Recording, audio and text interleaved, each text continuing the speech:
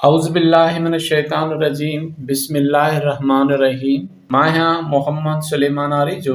अॼु 4 अप्रैल 2025 जो ॾींहुं आहे। असांजो मौज़ू आहे मगरिया क़ौम जे ॿिनि पहाड़नि जे शुजरनि खे बयानु करणु।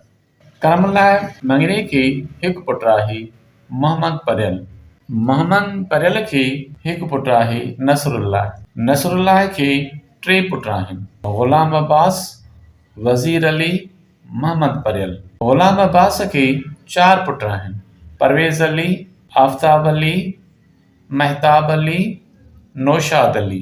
परवेज़ अलीअ खे 2 पुट आहिनि, शफ़ावर अली, अली अकबर। वज़ीर अलीअ खे 3 पुट आहिनि, ज़हीर अली, शहज़ादो, समीर अली। मोहम्मद परियल खे हिकु पुटु आहे, ज़ुहैब अली। कच्चे मां मगरिब जे ॻोठ खां लॾे अची ॻोठ ख़ैर मोहम्मद आरिजा में रहाइश पज़ीर थियनि था।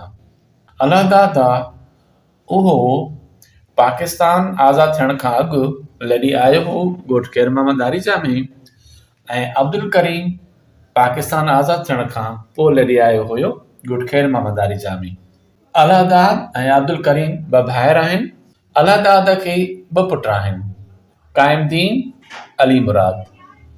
अली मुराद खे 2 पुट आहिनि, अली मोहम्मद, अलहदाद। अली मोहम्मद खे हिकु पुटु आहे, अली मुराद।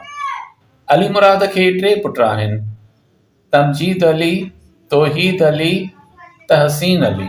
अलहदाद खे हिकु पुटु आहे, अरशद अली। अब्दुल करीम खे 5 पुट आहिनि, दरिया ख़ान, कमालुद्दीन, मोहम्मद सूमर, अब्दुल हकीम, अज़हर अली। दरिया ख़ान खे 2 पुट आहिनि, क़ुर्बान अली, बरकत अली। क़ुर्बान अलीअ खे 5 पुट आहिनि, दरिया ख़ान, इबरार हुसैन, सागर अली, आरिफ अली, अली रज़ा। कमालुद्दीन खे 3 पुट आहिनि, ज़ुल्फ़कार अली, वक़ार अली, इज़हार अली। ज़ुल्फ़कार अलीअ खे 5 पुट आहिनि, सज्जाद अली, जवाद अली, अब्दुल गफ़ार, समरद्दीन, साहिल अली। वक़ार खे 2 पुट आहिनि, ज़वार अली, अब्दुल्ला। अब्दुल हकीम खे 2 पुट आहिनि, जावेद अली, राजा।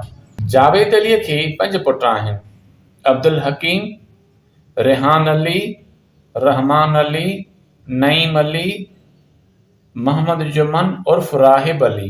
राजा खे 2 पुट आहिनि, मोहम्मद कदीर, मोहम्मद मदनी। मज़हर अलीअ खे 4 पुट आहिनि, सरफराज़ अली, मुज़फ़्फ़र अली, अज़हर अली, मंसूर अली। सरफराज़ अलीअ खे 3 पुट आहिनि, बिलावल अली, दिलावर अली, फरमान अली। मुज़फ़्फ़र अलीअ खे 2 पुट आहिनि, मोहम्मद सूमर, मोहम्मद उर्फ़ नाले मिठो। अज़हर अलीअ खे हिकु पुटु आहे, ग़ुलाम मुस्तफ़ा उर्फ़ जागीर। जज़ाकल्लाह।